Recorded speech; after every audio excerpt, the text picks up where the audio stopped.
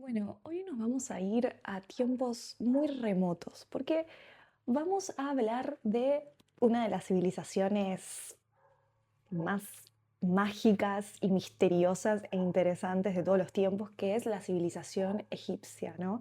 Y que obviamente es la cuna de todos los conocimientos esotéricos y mágicos. O sea, si tenemos que pensar en una civilización que tenía una relación muy directa y profunda con la magia, era claramente la civilización egipcia. Así que hoy vamos a hablar de lo que era la magia en el Antiguo Egipto y cómo ellos se relacionaban con la magia, que el nombre de esta era Eka. Hoy vamos a explorar la relación que los egipcios tenían con Eka y cómo esta estaba estrechamente relacionada con la escritura y con muchas otras cosas más. Empecemos. Para los egipcios, Eka era la fuerza vital y originaria que se encontraba en absolutamente todas las cosas. Ellos consideraban que Eka estaba más allá de los dioses, más allá de todo lo creado, porque era la que sostenía el universo, era esa fuerza, es esa fuerza vital que hace que todo esto sea posible, ¿no? Que mantiene el orden y la armonía del cosmos. Muchas veces se representaba a Eka como una deidad, pero era más bien una fuerza. Em, los dioses canalizaban a Eka y parte de su magia, parte del poder de estos dioses venía porque tenían un contacto directo, tenían activada la sabiduría de poder conectar con Eka y así obrar milagros y manifestar este poder en la materia.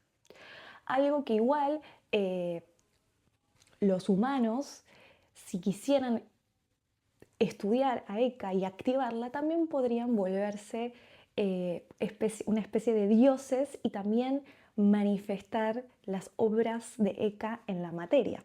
Pero bueno, la diferencia entre los dioses y los humanos para los egipcios era que los dioses ya tenían este conocimiento, ya tenían a Eka dentro suyo y sabían cómo expresarla, cómo canalizarla. Tenían todo este conocimiento que para los humanos no era que no lo tenían, sino que había que aprender y había que pasar por ciertos ritos de iniciación y de estudio para poder volverse un maestro, ¿no? Para poder tener una cierta maestría de esta fuerza y utilizarla de manera correcta, armoniosa y alineada. Y obviamente las personas que tenían como este manejo, este conocimiento, eran por lo general personas de alto rango como los faraones o los escribas. Ahora vamos a ver cómo la magia Eka también estaba como estrechamente ligada con la escritura en el Antiguo Egipto. Igual tiene sentido porque muchas otras cosmogonías también hacen esta relación entre el poder de la palabra, del verbo y de la magia. También se la llamaba la magia de la palabra. Los egipcios eran muy conscientes, ¿no? De cómo la palabra, el verbo, era el vehículo mediante el cual Eka podía manifestarse, ¿no? Expresarse. Por eso, para los egipcios, la escritura y los jeroglíficos eran mucho más que un símbolo, eran un medio, eran un vehículo para poder activar el poder de Eka y que éste hiciera su magia. El mago, el sacerdote, no es que hacía magia, sino que más bien era el que la canalizaba. Y por eso los magos, los sacerdotes, los faraones, aquellos que tenían un contacto más directo con Eka, em, sabían de su poder, respetaban esa fuerza, porque sabían que era una fuerza, como ya hablamos en videos anteriores, ¿no? La fuerza de la magia es una fuerza que, si bien es primigenia y originaria, puede ser bruta, porque es potencia pura. Entonces, parte de su estudio, parte de la maestría, implicaba eh, aprender sobre la armonía del cosmos, sobre Mat, ¿no?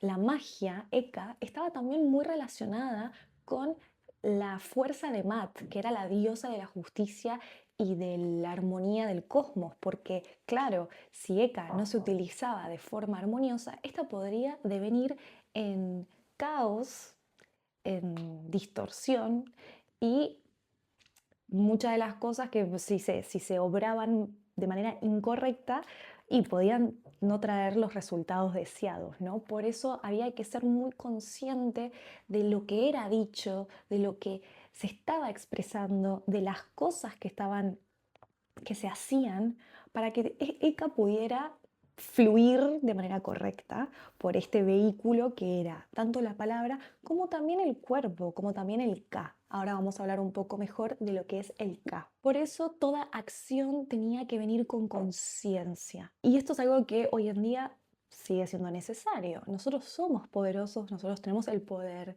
de activar la magia a través de la palabra, a través de cantos, de vibraciones, de pensamientos. Tenemos todos estos poderes que ya vimos en los 7 principios herméticos del Kybalión, lo vimos en el Diablo, lo vimos en el video de masculino y femenino, lo vimos en, bueno, todos estos videos que vengo haciendo, en el cual les comparto, ¿no? Todos estos poderes que yacen dentro nuestro, pero que si no le echamos, si no le ponemos conciencia, si no hay una intención o una atención hacia lo que hacemos, esto igual pierde todo su poder. Y sí, esto no quiere decir que si yo no le pongo conciencia la magia no se manifiesta. Sí, se va a manifestar, pero quizás no de manera tan alineada, porque yo no estoy haciéndolo con conciencia. Entonces es como que se vuelve una magia que se despilfarra, ¿no? Sí, se pierde un poco, ¿no? La despilfarramos, no la podemos aprovechar. Es más que nada eso. No es que ahora, si yo no le pongo conciencia de las cosas, voy a tener 7 años de mala suerte, porque nuestro cerebro suele estar todo el tiempo haciendo, ¿no? Oscilando entre lo correcto y lo incorrecto. O al menos yo que tengo como una visión bastante mecánica a veces, en donde creo que, listo, no fue así, uy, listo, 7 años de mala suerte. No.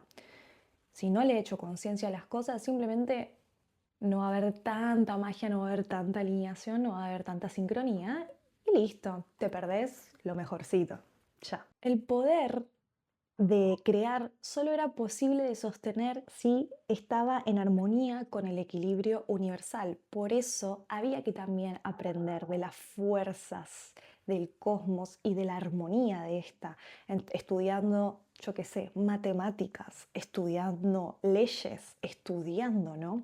Había algo también del estudio de uno mismo frente al mundo, de uno mismo frente al poder, de uno mismo siendo un faraón o de uno mismo siendo un escriba o lo que fuera, que también era una manera de aprender cómo posicionarse en el mundo, cómo ocupar un rol que sea armónico y que pueda crear un balance, una armonía en la materia que también se correspondiera con el cosmos. Porque parte de aprender a veces, muchas veces, o sea, a veces creemos que la magia es como algo muy abstracto, ¿no? Que es simplemente el poder de materializar nuestros deseos, ¿no? Y crear y hacer hechizos.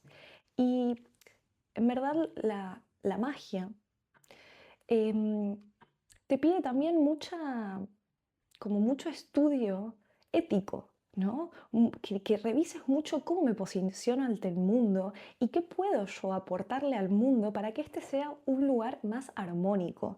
La magia siempre está buscando que se mantenga la armonía y el balance, porque ese también es uno de los principios del universo, ¿no? Estar todo el tiempo buscando el orden y restablecer este a través de la ley de causa y efecto, por ejemplo, o la ley de ritmo que habíamos visto en el Kybalión, ¿no? En donde el universo todo el tiempo va a buscar siempre que las cosas lleguen o vuelvan a su equilibrio, o sea, todo lo que se mueve igual siempre vuelve a estar en equilibrio. Entonces, uno como mago también tiene que estudiarse, ¿no? Y observar a veces cuando se arma como yo que sé un desorden interno, volver a ordenarse y volver a posicionarse en el mundo para que mi presencia, mi rol, traiga más orden y traiga más armonía. Como un servicio, ¿no? Un servicio a la comunidad. Parte de trabajar con ECA era ser un buen ciudadano, cumplir con el rol, cumplir con tu posición, ¿no? Tu posición dentro de la jerarquía que estuvieras, pero cumplir como ciudadano, cumplir éticamente, ¿no? Con las leyes y con lo que vos venías a traerle al mundo.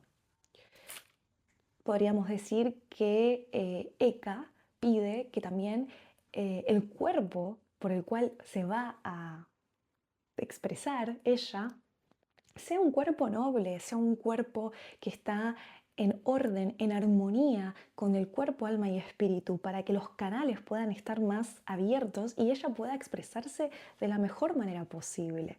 Y ahí hay una relación muy interesante que los egipcios tenían entre la relación con el cuerpo también, porque no era solamente la palabra por donde Eka se expresaba, era también el cuerpo, entonces había que nutrir al cuerpo, había que nutrir al Ka, que ahora vamos a hablar del Ka porque no puedo seguir hablando de esto si no denomino lo que es el Ka. Pensemos esto, si Eka es la fuerza mágica, ¿no?, que anima y conecta todo, Ka es la porción individual de Eka. Sería como un fractalcito de Eka que yace dentro mío. Es una porción personal de esa energía universal con la que cada persona llega al mundo, ¿no? Uno nace y se imprime en el cuerpo este Ka, que en verdad es un fractal de Eka, ¿no?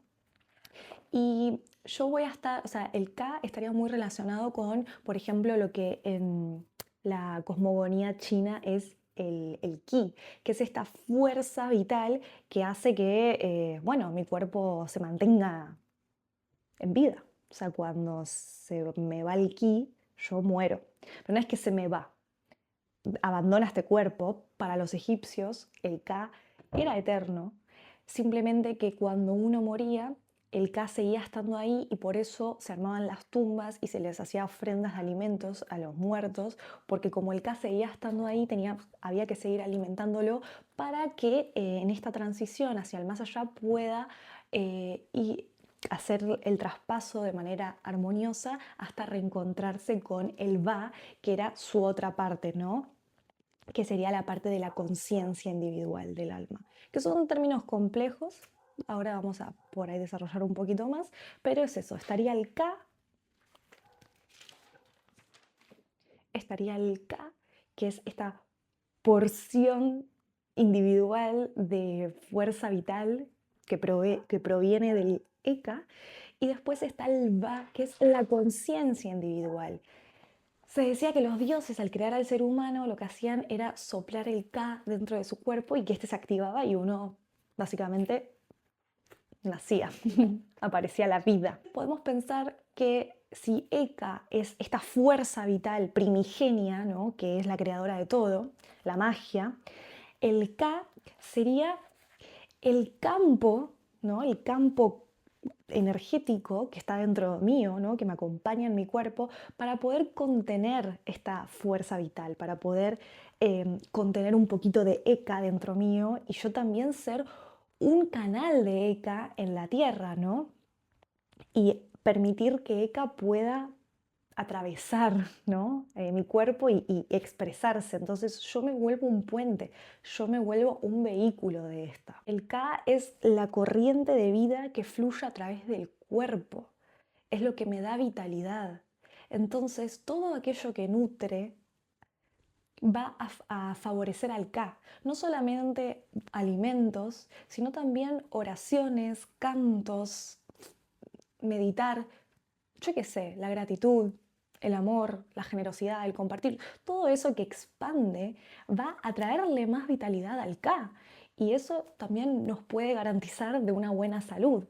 Y no solamente una buena salud, visto desde una perspectiva más biológica, sino también nos va a permitir que nosotros purifiquemos mejor este canal, ¿no? Y que podamos ser instrumento divino para que Eka pueda manifestarse correctamente. Podemos decir entonces que Eka sería la magia universal y Ka sería el canal personal para poder expresar a Eka. Ok, tenemos a Eka, tenemos a Ka. ¿Qué hacemos con todo esto? Magia. Eka y la escritura eran dos formas del mismo poder. Los egipcios eran muy conscientes que a través de la escritura se creaba la realidad, a través de la palabra. No cualquiera podía ser un escriba, había que atravesar un cierto rito de iniciación, que por lo general el que lideraba estos ritos era el dios Tot, porque el dios Tot era el dios de la escritura, también de la magia. Miren cómo acá aparece de nuevo, ¿no?, esta dualidad. la magia y la escritura siempre iban de la mano. Y una vez que uno era, ¿no?, iniciado en este conocimiento secreto, em, se volvía un escriba, que era todo un privilegio porque te volvías un instrumento de la fuerza más divina, de la fuerza más sagrada. Entonces, el hecho de escribir, el hecho de dibujar los jeroglíficos, que los jeroglíficos eran palabras de Dios, no eran literalmente jeroglífico significa palabras de Dios, palabras divinas. Eh, Era un regalo, era algo tan sagrado que obviamente había que ser muy consciente, ¿no?, del rol que uno estaba ocupando, y todos los escribas al escribir lo hacían de una manera altamente ceremonial y con mucha conciencia. Entonces la escritura no era la escritura que hoy en día conocemos, que estamos todo el tiempo escribiendo, sino que era un ritual, era un acto mágico, un acto ceremonial. En los jeroglíficos podemos observar que cada signo era una forma viva, era mucho más que un dibujito, era un símbolo, era como un portal, ¿no?, mediante cual cada uno activaba una frecuencia de Eka y hacía que Eka pudiera manifestarse de manera perfecta y armoniosa. Escribir era como hechizar. Cada vez que uno escribía se sellaba una energía, ¿no? Se activaba Eka y se anclaba en la tierra. Y eso no está muy lejos de lo que hoy en día también hacemos. Sabemos que las palabras son hechizos, sabemos que todo lo que decimos tiene una frecuencia y hace, ¿no?, crea. Y obviamente, nada, cuanto más conciencia le prestamos a nuestros pensamientos y a nuestras palabras y a nuestras acciones, bueno, más podemos jugar con este poder a nuestro favor. Cuando Eka era representada en su forma de deidad, esta era ilustrada como un señor que tenía en sus manos dos serpientes, las cuales estaba estrangulando. ¿Qué representan estas serpientes? Es muy interesante esto porque en los años posteriores, estas serpientes es lo que después se transformaron en el famoso caducio de Hermes, ¿no?, que hoy en día es símbolo de la medicina, ¿no? Y que también estas dos serpientes podrían representar a Ida y Pingala, los dos canales, ¿no?, que están dentro nuestro, por donde asciende y desciende la energía Kundalini. Entonces, estas dos serpientes representarían esta fuerza solar por el cual la energía de Eka ascienda, y la fuerza lunar más femenina por la cual la energía de Eka desciende, ¿no?, haciendo que ésta pueda fluir de manera correcta. Y que si uno tiene el dominio de estos dos canales, y se vuelve un vehículo óptimo para canalizar a Eka. También la serpiente es símbolo de sabiduría, de regeneración, del ciclo de vida, muerte, vida, ¿no? Demostrando que la magia está mucho más allá del tiempo, del espacio, que es una energía atemporal, primordial, y que está antes que los dioses, antes que todas las cosas. Es esta serpiente, ¿no?, que también podemos pensarla como la serpiente que se muerde la cola, el Ouroboros, ¿no? Este carácter circular y atemporal de lo que es la energía cósmica. Eka es el aliento del universo. Y las dos serpientes entonces serían los canales por donde este aliento se transforma en vida. Eka era una energía que estaba al alcance de todos, todos podían conectar con Eka, mediante cantos, mediante amuletos o talismanes, mediante oraciones, mediante rituales o conjuros. Obviamente la forma más directa, ¿no?, de conectar con Eka era a través de la escritura, y eso sí estaba como reservada para unos pocos, para aquellos que estaban preparados o que estaban, sí, entrenados para poder canalizar esta fuerza tan elevada y tan sagrada, porque la verdad es que a Eka se la respetaba mucho. Se sabía que era una fuerza bruta, entonces si no se la controlaba de manera correcta, esto podía devenir fácilmente en caos, ¿no? Por eso el faraón y los sacerdotes tenían que ser unos estudiosos de Eka, unos eruditos sobre el tema, porque era su responsabilidad, sobre todo porque eran portadores de la palabra, ¿no? Al ser puentes entre el cielo y la tierra. Entonces tenían que saber muy bien cómo comunicar, qué decir. Hay algo que a mí que me gusta mucho, llevándolo un poco más a cosas más contemporáneas. Y acá voy a meter un poco de pop. Nos vamos a ir del antiguo Egipto y vamos a hablar de cosas del hoy. El otro día hablaba con una amiga de lo importante que es ser una figura pública. Y es importante, o sea, todos pensamos que el famoso tiene como única tarea el, no sé, hacer su arte, hacer sus cosas y que le salga bien. Pero para mí hay también otra responsabilidad que es muy importante, que es el cómo mostrarme ante el mundo y cómo comunicar y cómo ser una figura pública, porque hay una gran responsabilidad ahí. Si uno, si uno tiene la suerte o la maldición, no sé, de adquirir un cargo alto, un cargo en donde sos una figura pública que representa, ¿no?, arquetipos universales, porque un faraón en verdad era la encarnación de arquetipos universales, encarnaba ciertas energías divinas, ¿no? A través de su cuerpo y de su figura humana, estaba encarnando un poco al cielo en la tierra.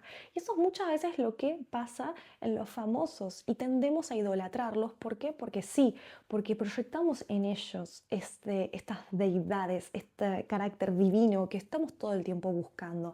Necesitamos creer en algo, necesitamos que venga un ser humano a traernos una información divina, etérea, sagrada, celestial. Y a ver, sí, debe ser todo un desafío, ¿no? Soportar la fama, que no subirte al pony, que no se te suban los humos. Yo considero que por eso hay que estar todo el tiempo siendo muy consciente de esto. De nuevo, todo poder conlleva una gran responsabilidad. Y no sé, como que a veces siento que todavía no hay tanta conciencia del poder que uno tiene sobre las masas al ser famoso y de cómo hay que igual regularlo. Porque, a ver, entiendo que parte de las estrategias de marketing sea, ¿no?, aparecer y influenciar a las masas, ¿no? Porque eso genera más dinero, más público, más dinero, más éxito. Pero acá es cuando yo traigo este argumento más ético, volviendo a lo que decía al principio, de que para poder ser un buen mago también tenemos que siempre estar muy conscientes del rol que ocupamos en sociedad y como parte de cuidar, ¿no?, a la comunidad y de traer como armonía al mundo. Y considero que muchas veces no sé, como que las figuras públicas se olvidan de ese poder que tienen y por solamente querer más éxito, más fama, más dinero, terminan, no sé, como diciendo cosas que a veces saben que hablan de ciertos temas espirituales o místicos porque son trend y porque eso atrae, ¿no? Y todo termina siendo como, mm, para mí, el símbolo deja de ser un símbolo y se vuelve más un fetiche en donde lo que atrapa al público, sí, por ahí en el inconsciente es el poder del símbolo, pero no es tanto el poder que viene a través de la palabra de la persona, sino el fetiche que se construye a través de eso que se dice. No sé si me estoy explicando, quizás me estoy yendo de las ramas, pero es que si uno hoy en día es un faraón, porque vamos a decir esto, hoy en día los faraones ya no existen, pero existen los famosos, ¿no? Hay nuevas modalidades de lo que es ser un faraón. Bueno, si vas a ser un faraón hoy en día, yo considero que hay que estudiar a ECA, que hay que saber cómo ser un canal y poder volverse un instrumento refinado para que ECA pueda manifestarse de manera armoniosa. Y me parece que muchas figuras públicas no son conscientes de la responsabilidad ética que tienen sobre la sociedad y sobre las masas. Es importante porque no todos tenemos el acceso, ¿no? Este video lo ven tres gatos locos, entonces lo que yo diga la verdad no importa mucho. E igualmente estoy intentando hablar con cuidado y con responsabilidad. Pero ¿no? Personas que tienen muchísimo poder dicen cualquier cosa y además no solamente eso, dicen cualquier verdura, 2 días después se vuelve un trend y no son conscientes del poder que tienen, porque sí, porque las palabras, las acciones, todo es poder y sobre todo si ya hay un pueblo, una masa, ¿no? Una comunidad que te ha otorgado ese poder. Entonces, es muy importante cuidar la relación que tengo yo con el otro, yo como persona que está en un cierto rango, en una cierta posición, y cómo me vinculo frente a los otros. Y también hacer que los demás, o sea, cuidar, ¿no? Este intercambio. Lo estoy llevando a algo como los famosos y los faraones contemporáneos, pero creo que eso es importante tenerlo en mente en absolutamente todo, en cómo soy yo en convivencia con mis otros compañeros, cómo soy yo en el trabajo, cómo soy yo en la vida cotidiana, hasta cómo soy yo con el verdulero. No pasa nada si un día nos puteamos con alguien en el subte, ¿no? No pasa nada, pero esto de actuar con respeto, respeto a todos, porque hay que entender que somos poderosos, seas una figura de alto rango o seas también una persona común y corriente como lo somos nosotros. Tenemos a Eka dentro nuestro, tenemos todo el tiempo este poder y quieras o no, estamos todo el tiempo creando y haciendo magia. Entonces hay que observar cuáles son mis movimientos, mis intenciones, mis acciones, para así crear más armonía. La finalidad, ¿no?, del mago es poder traer el cielo en la tierra y hacer que Eka pueda manifestarse correctamente. Igualmente, si traemos un poco de caos, no pasa nada, es parte del juego de la dualidad y el juego de la vida, porque también en el antiguo Egipto estaba el dios Set, que era el dios del caos, entonces era necesario ese choque de opuestos, ¿no? Para crear aún más armonía. Pero sí que si uno era un discípulo de Eka, bueno, parte de esa responsabilidad era ser un buen ciudadano, ¿no? Comprometerte con tu rol, con tu cargo y volverte un instrumento de ella. Eso es todo por hoy. Ya vamos a seguir hablando un poco más del antiguo Egipto, que hay muchas cosas ahí, es muy complejo, por eso vamos a poco, pero espero que les haya gustado y saludos.